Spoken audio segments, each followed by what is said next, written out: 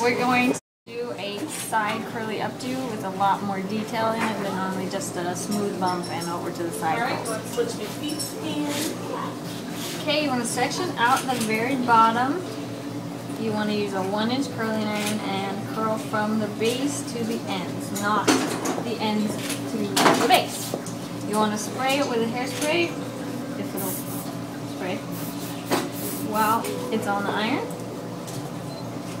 Let the hairspray dry and let it out. That's going to give you a curl at the very top. And I'm going to show with a curl, if you curl from the base to the top, what that will look like and the difference.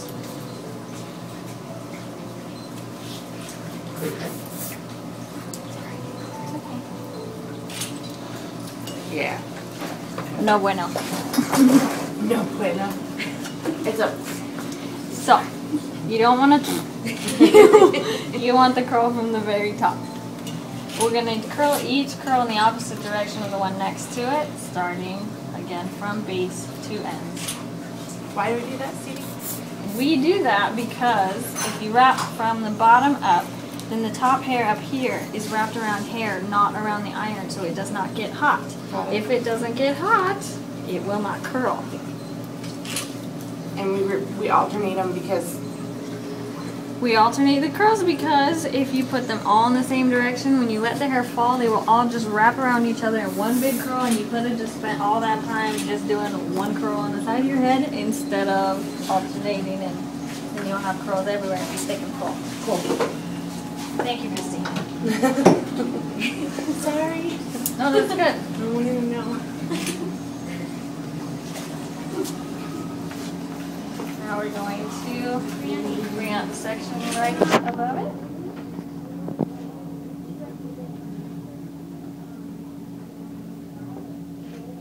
Now this section we're going to start the curl going in this direction because the one underneath it is going that direction.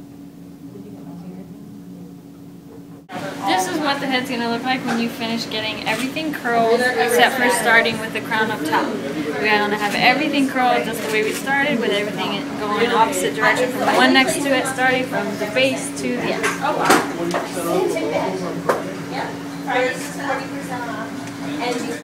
Then we're going to start with the bottom of the crown area, and we're going to give it a little tease in the base. Going to spray it at the base. And then we're going to curl it again from base to end.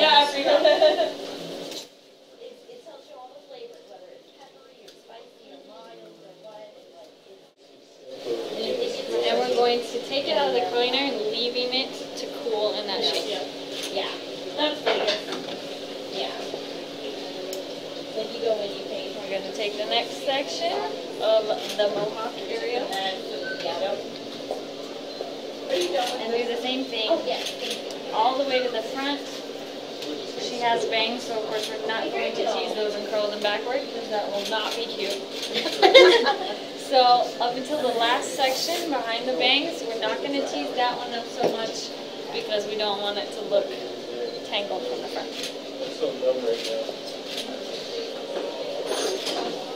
Okay, you want it to curl in this curled position because if you let it go flat, then the curl will stay flat and fall out sooner. If you let it cool in a curled and voluminous position, the volume will last longer and the curl will stay longer. For those of us who have extremely straight hair, this is what it looks like when you're completely done with the mohawk. Everything's standing up, all the curls are still in their upward position before we're going to spray it all once, just a good spray everywhere. And we're going to start from the bottom and just finger comb it out because we want to make sure these are all cooled down before we pull them out.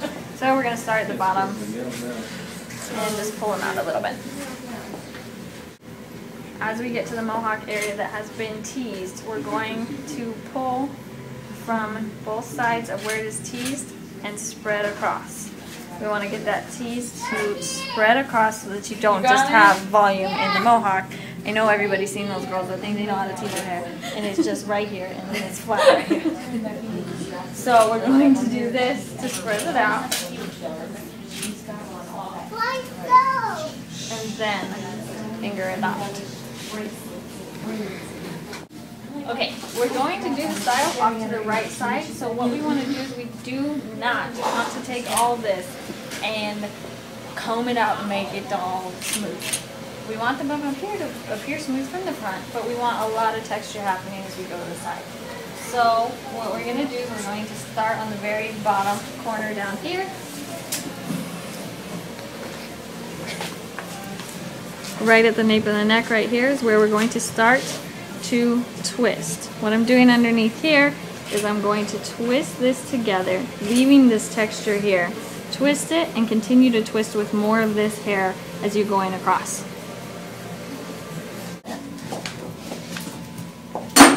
So underneath here, that's what that looks like. Like a roll. Mm-hmm.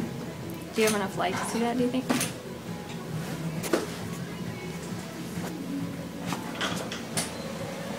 So, when we get it all the way across like this, now we're going to take bobby pins.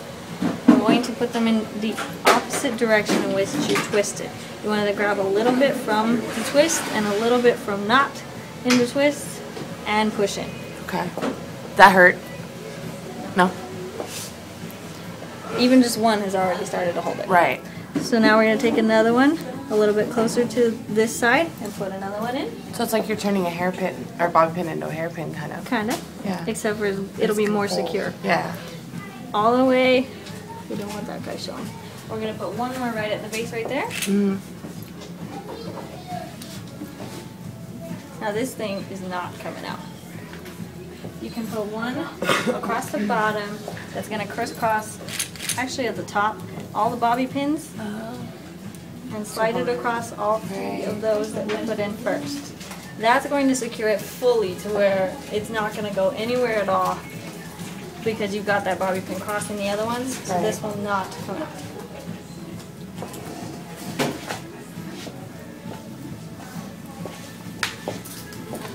Okay, now we're going to start to style this part.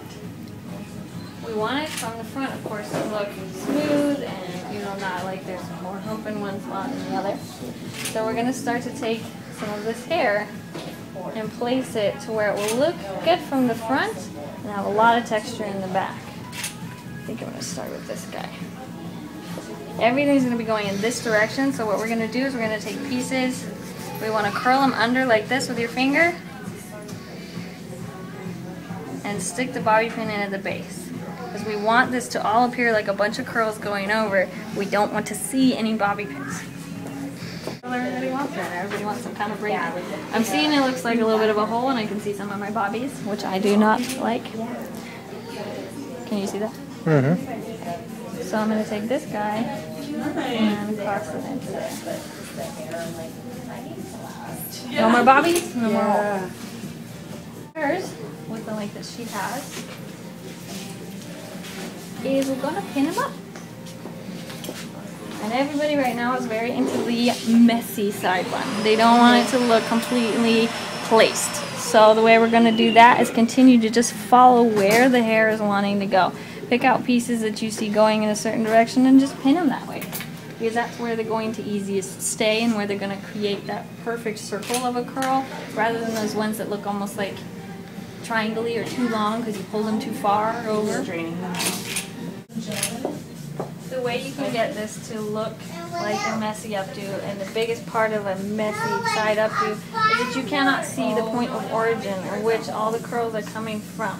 And that's what helps with this updo being not pulled into a pony to the side and then spread out. It's pulled from the twist. So where there actually is no point of origin to where it is sprouting from. That's where you get the flower look that is not as messy. See? This side seems a little flatter to me than this side because that's where the hair is going. Naturally that will happen a little bit, especially with people with much more hair behind. Clearly have more hair on the side that is being done. But all you need to do is just pull some of this out. Here you take some of that and comb it back more than down and back. Because before it was looping down. Just comb it more back into it to where you have a little bit more hair right there on the side. And then there we go. It's a little bit more symmetrical there. And And then you just want to make sure that you spray the crap out of it. It being a loose, messy, or updo. It does look loose and messy, but the point is for it to not actually be loose because you don't want your bride's hair falling out when she's going down the aisle. And I'm not going to glue her in case she wants to take it out. But normally I would spray more than that. Pretty! And that is our messy side updo. Yeah. Ta-da! It's much easier the way you do it. It's struggling with those curls. Why you just put the opposite way? I know, It's I really don't know why. easy problem to fix, so it's good. Can I turn you so I can just see I have a problem. how the front I want looks? everything to be so smooth. I gotta stop that. I always want it to be smooth. For more information, visit stevieshairstyles.com.